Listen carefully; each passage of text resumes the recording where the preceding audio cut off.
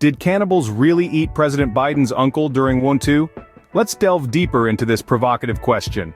When President Joe Biden shared the story of his uncle's demise during the Second World War, he painted a harrowing picture.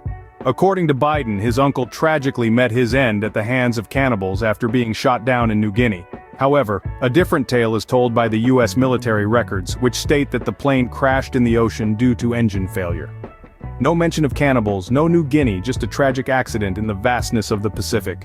So we find ourselves faced with two conflicting accounts of the same event. As we can see, the narrative given by President Biden and the U.S. military records are at odds. Which one holds the truth? President Biden has a fascinating tale to tell about his uncle's fate during World War II.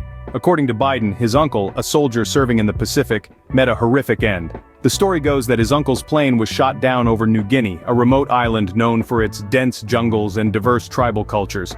But the tragedy didn't end with the crash. The survivors, including Biden's uncle, found themselves in an unimaginable nightmare. They were reportedly captured by tribesmen who were purportedly cannibals. In Biden's narrative, his uncle didn't just lose his life in service to his country. He was killed and eaten by cannibals in an isolated alien world.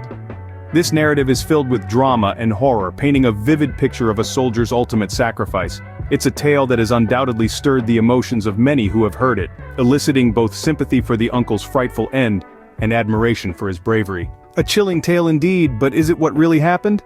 On the other hand, U.S. military records tell a different story.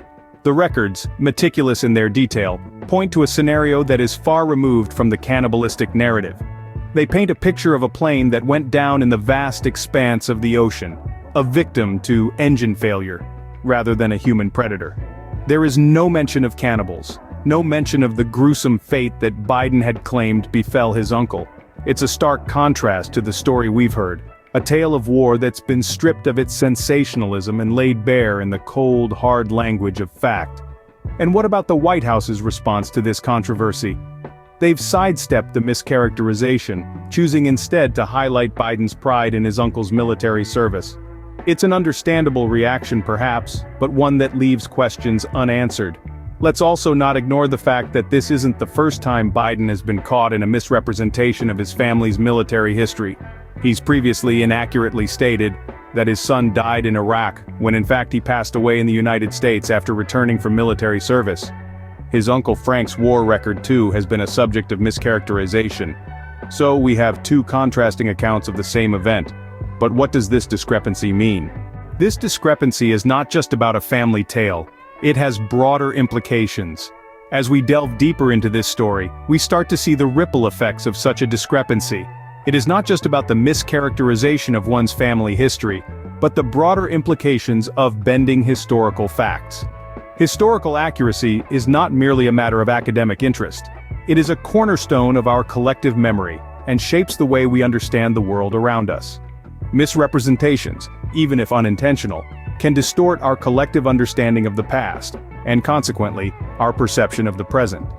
In the context of political leadership, such inaccuracies can have even more profound consequences.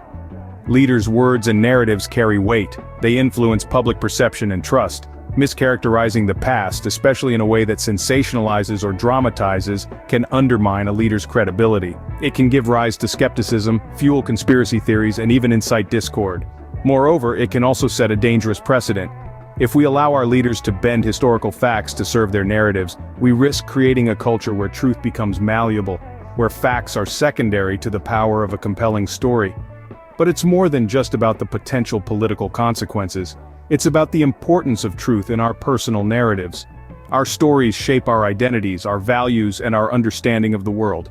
By striving for truth in these narratives, we not only honor our past, but also ensure a more accurate, more authentic representation of our collective history. As we can see, history is not just about the past. It shapes our present and future. It's essential to strive for truth, even in our personal narratives. Until next time, thanks for watching, and please remember to like and subscribe.